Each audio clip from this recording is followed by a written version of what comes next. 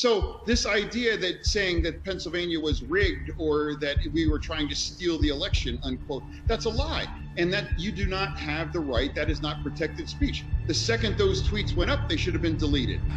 What did they all know? Because the rhinos and the leaders of the Republican Party are just as guilty as hell of working against this president and against the will of the American people. I'll give you your hug now. We did it. You were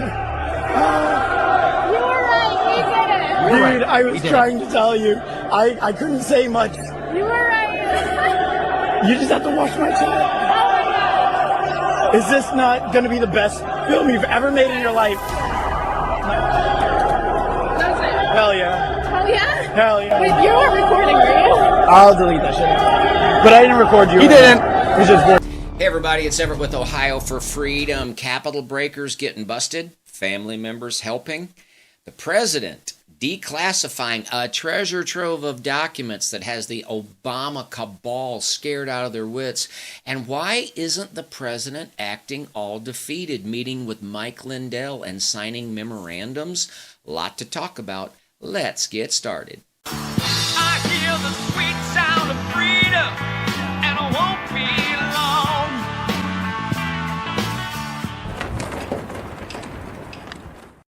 All right, everybody, usual housekeeping plus 2 announcements. First of all, yes, please like, please share, please subscribe. Please subscribe on the website, on the video blog. On YouTube, please hit the notifications bell. We really appreciate it. If you'd like it to help us out with our expenses, there's a button on PayPal that you can do that. I'm sending out 3 MP3 files as a way of saying thank you, so we got that out of the way. Now, I have 2 big announcements before we get into the program today. The first one is, I'm excited about this, and I'm a little bit nervous, but I am doing my first ever Facebook Live tomorrow, January 17, 2021 at 6 p.m. Eastern. It is going to be a patriotic concert talk. Going to be doing an acoustic set plus with some tracks and electric guitar. I think it'll be fun. I think it'll be inspirational. Whether you like my musicianship or not, I think you'll get something good out of it. The only thing I'm nervous about is I've never done a Facebook Live before, so technically I want it to come out right. So if you can by any means make that, it would be wonderfully appreciated. And I want to give you a heads up. One of the most important court cases that is presently working through the courts in the United States right now has been filed by an attorney firm and a patriot group from New Mexico, and they are partnering with Ohio Stands Up here in Ohio, and I will have the privilege of interviewing Anna, the lead attorney from New Mexico, next week. If you care about what's going on with a completely ridiculous overreaction to COVID-19, with the destruction of business and a whole host of other things, this will be a very informative interview, so you're going to want to watch out for that. So, hey, I got my 2 announcements out of the way. So, for the longest time, immediately, the mainstream media kicked into high gear that all of these Trump supporters were really insurrectionists. And they held the line, and they fact-checked anybody that would dare suggest otherwise. But even on this little program, as early as Sunday of last week, I mentioned that John Sullivan from Utah was involved. He was later arrested this week. And even his own brother, James Sullivan, who is a patriot, who is not Antifa, who is not BLM, even his brother is on record saying he loves his brother, but his brother is misguided, and he definitely says that his brother went to Washington to be involved with Antifa. I'm going to play a clip, and then we're going to talk about it. Full disclosure, the FBI has been in contact with me. John Sullivan posted to his Twitter on Wednesday. I got the call, as I said again today, that he was going to be apprehended by the FBI. John's brother James says he first learned his brother was at the U.S. Capitol when friends started texting him these pictures. Then John posted video to YouTube. I'm just trying to record what we He was going in there to document it, but he also was part of the Antifa groups. Now, the mainstream media will never admit it, but this one story all by itself completely blows a hole in the lying, false narrative that there was no Antifa, there was no BLM, that this was all deranged Trump supporter insurrectionists. They'll never admit it, but this absolutely proves the case that they are lying. Let's keep going. I also, want to support the Black community out here too in the best way that I can. That's my belief. I believe the Black Lives Matter. I mean, I'm not here to assert myself and my beliefs on other people. I just want to give people the footage. We still love John, and that's something that he needs to know. So first, that was John Sullivan saying that he's there to support BLM, and yet then he turns around and says, I don't want to export my views to other people. He's kind of he's kind of contradicting himself. And then at the very end, you saw his brother James once again affirming that he loves his brother, but he doesn't agree with his brother. This guy James, I hope I get to talk to him sometime. He is very smart, very articulate. I'm going to play you a clip of him from a rally that he had spoken at earlier. This guy's really sharp. All right, hey guys, my name is James Sullivan. I'm from Utah. I'm part of the Patriot group that came up from Utah, the Proud Boy chapter. So the group that I'm part of is called Civilized Awakening. I founded back with my brother John Sullivan. Organized he's Antifa. He organized a protest where a shooting occurred in Provo. And that's when you saw the rise of the Patriot movement in Utah. So I don't know the whole story, but he just said that he and his brother started off basically on the same path together, and then John became misguided, misdirected. It's too bad, but James has some more to say about BLM, about Antifa. I want you to pick up on it. So just a couple names I just want to read off really fast. Black Lives Matter loves doing this, but these are names that I didn't care about. Bernal Trammell, David Dorn, Sequoia Turner. These are black lives that were taken by Black Lives Matter activists, or the 95% of Black Lives Matter that is white. Yeah, he's pointing out something that the average BLMer doesn't want to talk about, and that is the needless murder. All murders are needless, but especially David Dorn, the retired police chief, police captain, black American police officer, retired, that was killed through BLM and Antifa activism. But it's interesting to hear him say that 95% of BLM is white, and this is coming from an African-American young man. It's interesting. He's got one more thing to say about BLM that I want you to hear. Frontrunner of the Democratic Party right now, Joe Biden, said that if you don't vote for me, you ain't black. You saw that the black vote went away from the Democratic Party the first time in 2 decades. You saw the Walk Away campaign, you saw the Awakening campaign, you saw black people, minorities, Hispanics, polys leaving the Democratic Party. And we like to say this about Black Lives Matter: as a black man, as a person of intelligence, somebody that educates himself on what's actually going on. Black Lives Matter is not a movement for black people.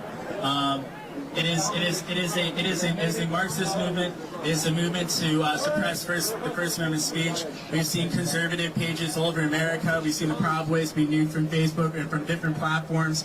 Black Lives Matter is to spread the oppression, the manipulation and oppression that they have in their own cities, like Chicago, New York City, New Orleans. It is to spread that oppression all over America. My brother John Sullivan, he was an Olympic hopeful. He was a speed skater. He started 2 third-party logistics companies, was conservative, and they manipulated him, and Black Lives Matter came to Utah. He was at the D.C. Capitol saying he was going to pull the president out of office. That black man, that was my brother. The entire talk that James did is about 5 minutes long, and I posted it on Ohio for Freedom. Go back and listen to it. But I am so impressed with this young man. And there's 2 things from that clip that I walk away with right away. And one is that you get a very clear understanding of how he feels about Black Lives Matter. But then he talks about his brother John, who is a speed skater, Olympic hopeful, and his mind has been poisoned by this Marxist ideology Very, very sad. Have you seen John? He's a good-looking kid. Have you heard him speak? He's very intelligent. These guys must come from a good family because they're very intelligent, very well spoken, and it's just really, really sad.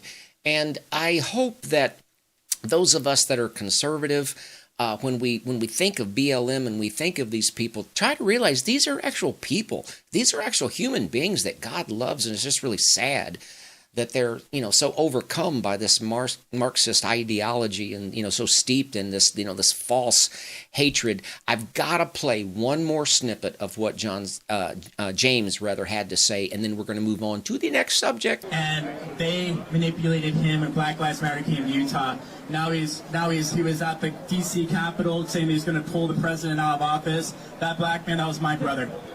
He was raised by Lieutenant Colonel John Sullivan. I saw firsthand as the radical left radicalized and manipulated my brother into self-oppression in this country when capitalism gave him everything that he holds dear. Well, if the mainstream media does not want you and I to hear that there were Antifa and there were BLM activists that were actually the ones that were guilty in this breaking in of the Capitol, they sure don't want you to hear what James just said, that his brother John was corrupted by BLM, that his brother John was raised by Lieutenant Colonel John Sullivan, and that capitalism had given him everything that he holds dear. I've got a lot more that I could play about this. For the sake of time, we're going to move on.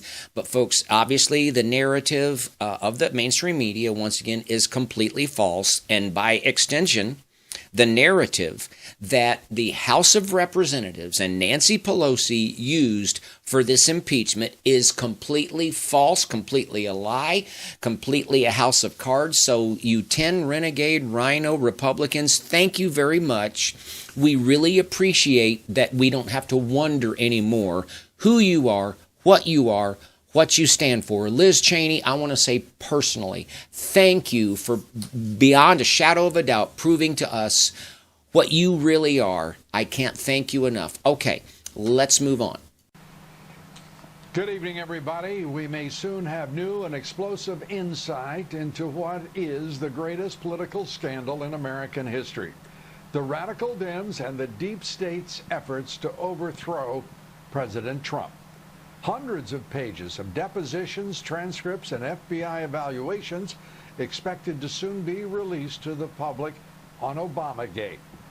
Apologies that the audio was a little weak there, but yes, on Friday, the president declassified a treasure trove of documents.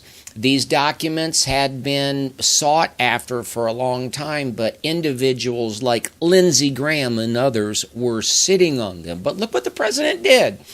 He declassified them on Friday, saying that they would be released over the weekend or maybe Monday. Why is he doing that? He is doing that for two reasons. He's doing it to drive Obamagate individuals crazy because they don't know what is going to, when it's going to hit and what the effect of it is going to be.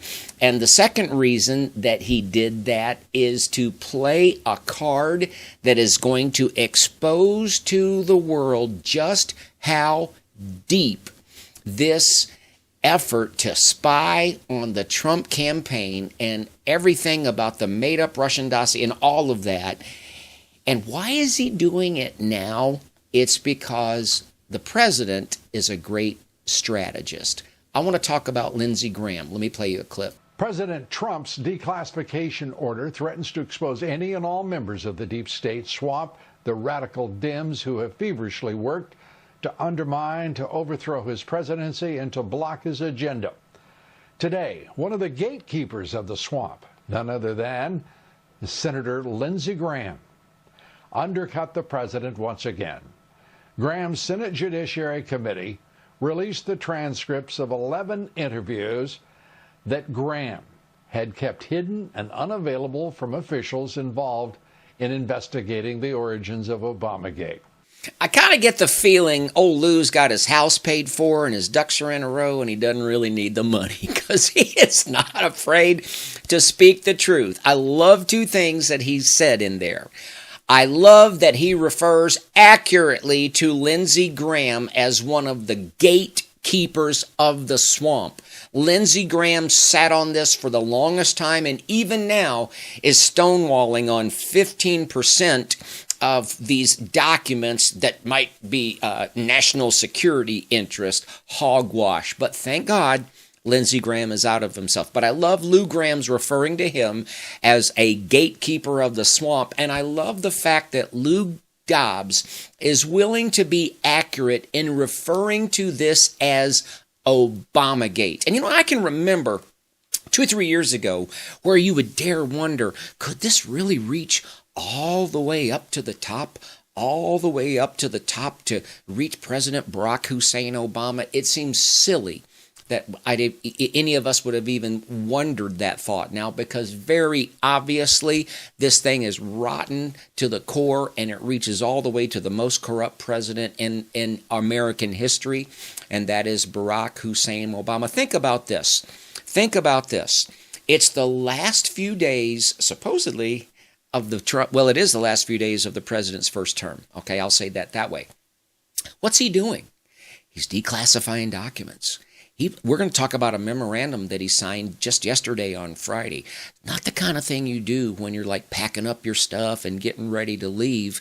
What was Barack Hussein Obama doing during his last few days of his second term? I'll tell you what he was doing. He was using every connivance that he could think of to ensure that there would be continued spying, continued corruption, and continued spying on the Trump administration, and doing everything that he could think of to go after General Michael Flynn, the most corrupt president in our history. All right, I want to talk about this memorandum very quickly, and then I want to talk about Mike Lindell visiting the president. What's going on there?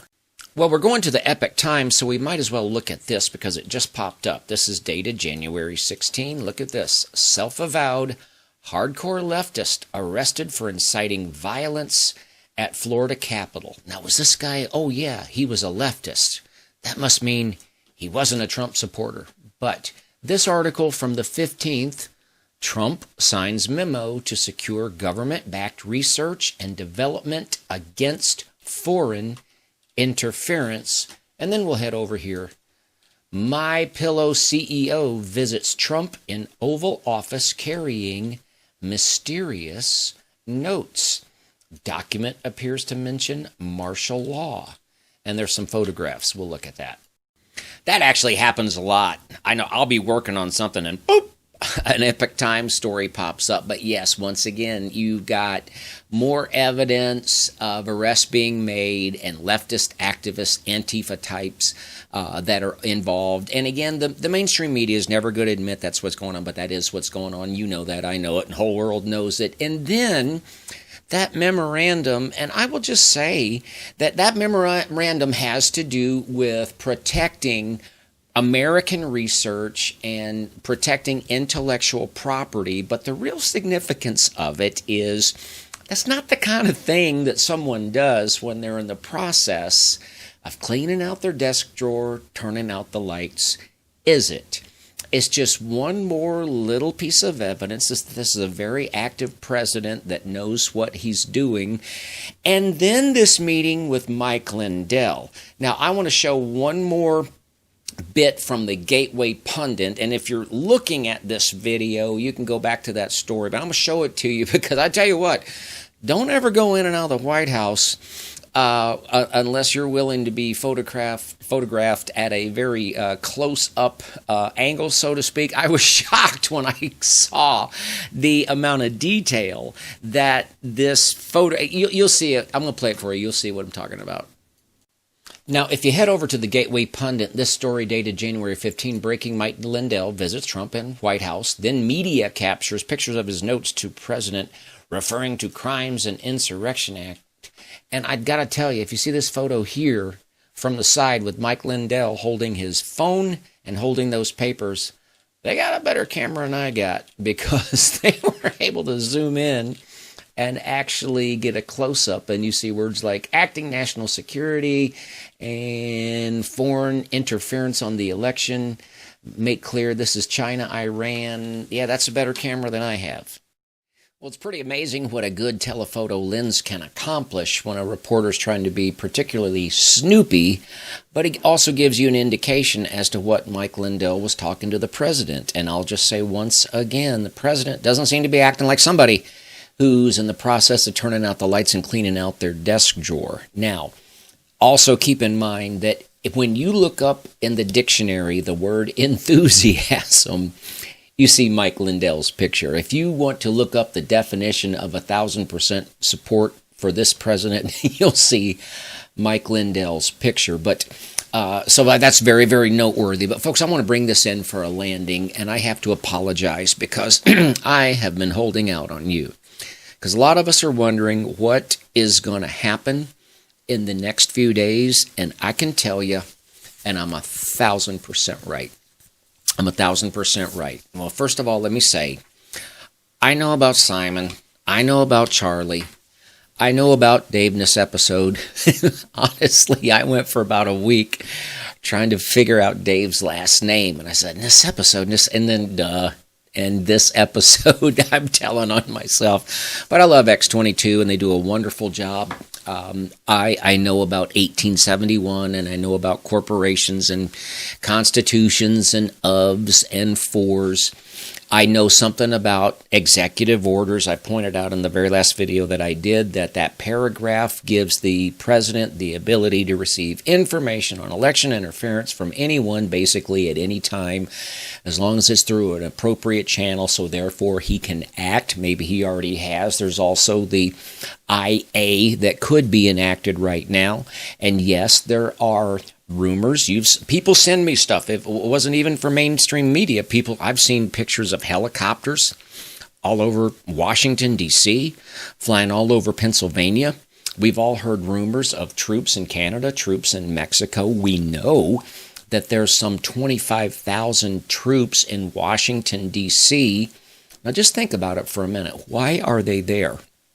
Why are all those troops in Washington, D.C.? And by the way, they're putting up steel barricades all over the place. Well, I can tell you two reasons why they are not there. They're not there because Trump supporters are going to break out and start fighting with the U.S. military. That's not going to happen, and they know that. No serious person thinks that. The second reason that those troops are not there is they're not there to control Joe Biden crowds for his inaugural. Joe Biden couldn't attract 20 people to a campaign rally. So that is not why they're there. Why are they there? Well, our troops are here to protect us. What are they protecting us from? If it's not from Trump supporters, if it's not from Joe Biden supporters, it's from threats. And half the population doesn't realize that we are at war, but we are at war. So I told you that I would tell you what was going to happen in the next few days. And here's what it is. And I'm 1,000% right on this. None of us are in on the president's leadership team. We're not. If you're listening to me, you're not on the president's leadership team. What's going to happen in the next few days is exactly what Almighty God intends to take place. That's it right there. We can look at this piece of information, that piece of information.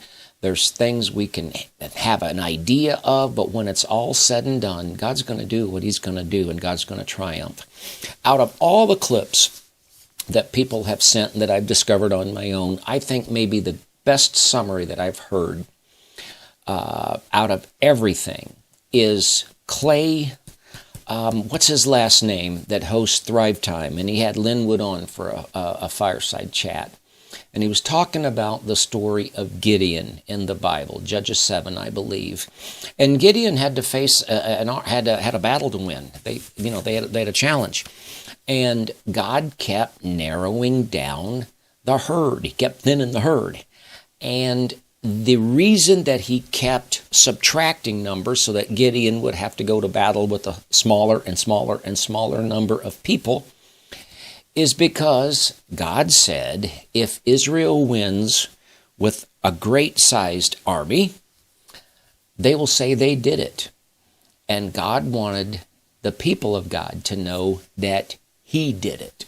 And I've said this all along. When it's all said and done, there's not going to be any one single person that gets the credit for it. Yes, there are people that are going to play an important role. I'm very thankful for this president. I'm thankful for his strength, for his tenacity.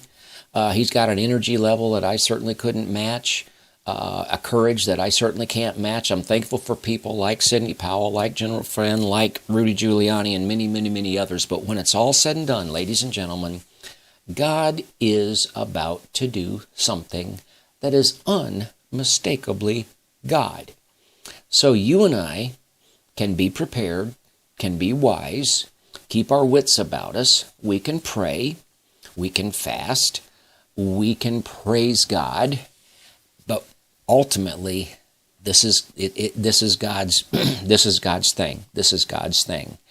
I believe it would be accurate to say that the president is kind of playing a game of chicken, while everybody and anybody that can be outed is outed, and ultimately he will do what he has to do. I hope that made sense. I want to ask you if you can join me tomorrow at 6 o'clock for my first ever live. I'll appreciate it. I'd hate to go all the way through it and find out the equipment didn't work and I was talking to myself for an hour, but that wouldn't be the first time. So anyway, God bless you. God bless your family. God bless the state of Ohio, and God bless the United States of America. I hear the sweet sound of freedom.